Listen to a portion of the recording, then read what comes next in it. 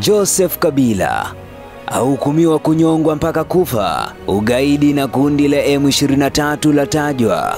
Joseph Kabila Kabange aliongoza Jamhuri ya Kidemokrasia ya Kongo, yani DRC, kuanzia mwaka 2001 hadi mwaka 2019, akichukua madaraka baada ya kuuawa kwa baba yake Laurent Desire Kabila. Tangu kuondoka madarakani, Kabila amekuwa akikabiliwa na mashtaka ya uhaini, ushirikiano na waasi, uhalifu wa kivita na uhalifu dhidi ya ubinadamu, mauaji, ubakaji, mateso na mapambano dhidi ya usalama wa taifa.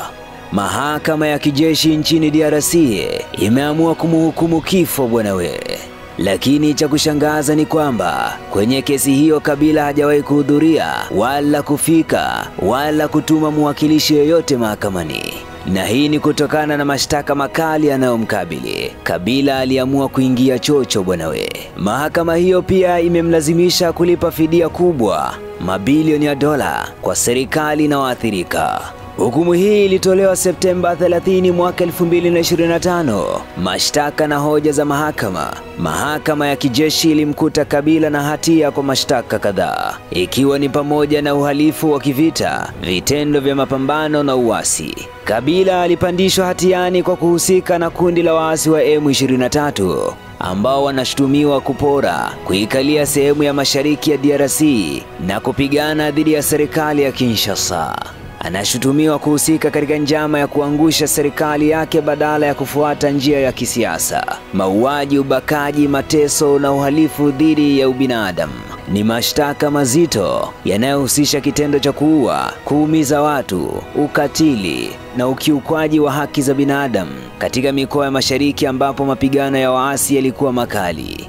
Lakini shtaka lingine ni kuhusika kwa mikoa ya mashariki, Goma na Bukavu na kadhalika. Mapigano makali ya M23 yamechukua vitu vya mikoa hiyo, na ushahidi wa mahakama ulikuwa unazungumzia ushirikiano wa mara kwa mara kati ya Kabila na waasi hao. Mahakama iliendesha kesi bila yeye kuwepo mahakamani. Aidha, iliongeza hukumu ya miaka 15 kwa mashtaka ya ushirikiano wa kigaidi. Swali gumu ni kwamba yu wapi Kabila? Kabla ya hukumu, Kabila alikuwa amejenga makazi ya kujificha, akaondoka nchini DRC na akaishi kwa muda katika uhamisho mwenyewe. Tangu mwaka 2023 kumekuwa na taarifa kwamba alitumwa nje ya DRC.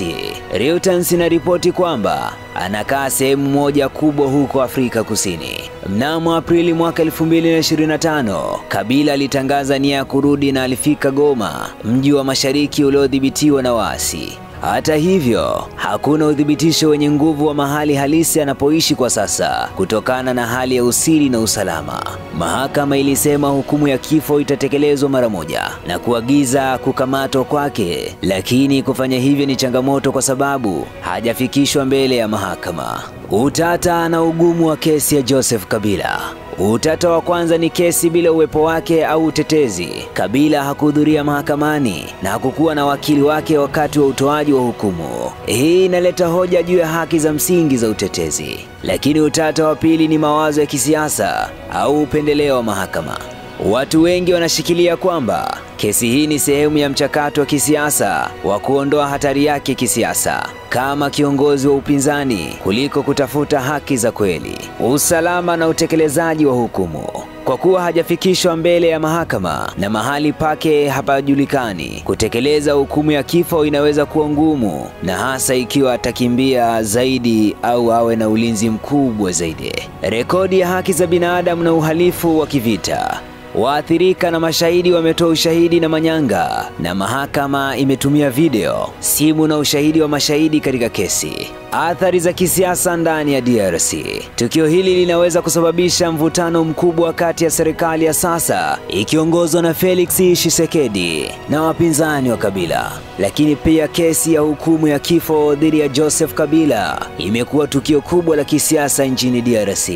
Hata hivyo, hukumu hiyo ilitolewa bila yeye kuwepo. Kesi hii imeibua maswali ya haki za msingi, usawa wa mahakama, utendaji wa kisiasa na changamoto za utekelezaji wa hukumu. Itabakia kujulikana ikiwa Kabila atafikishwa mahakamani au ikiwa hukumu hiyo itatekelezwa hata kama sheria ya kifo imeshapata matumizi tena nchini DRC.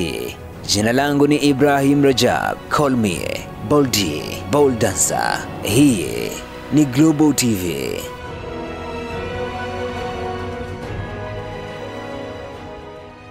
Kwa maendeleo ya sekta ya utalii na huduma za hoteli nchini, Parrot Hotel iliyopo Kaloleni katikati ya jiji la Arusha ni fahari ya Tanzania. Ina bwawa la kisasa la kuogelea na kupumzika kwa watu wa rika zote. Mapokezi yenye ubora hapa. Utapata kahawa safi na vinywaji baridi vya kila aina. Lifti za kisasa za kupeleka kwenye floor 13 zenye vyumba zaidi ya 100. Vyumba vya kulala vyenye mazingira salama na tulivu, vyenye joto la upendo na baridi ya starehe. Kumbi za mikutano zenye vifaa vya kisasa, mazungumzo ya kitaifa na kimataifa. Sehemu nadhifu ya chakula yenye kuleta hamu, vyakula vyenye viwango vya ubora wa afya. Baada ya uchovu wa kutwa nzima, kuna baa ya kipekee kwa jioni yako ya kukumbukwa. Karibu Parrot Hotel kuonja ladha mpya ya maisha.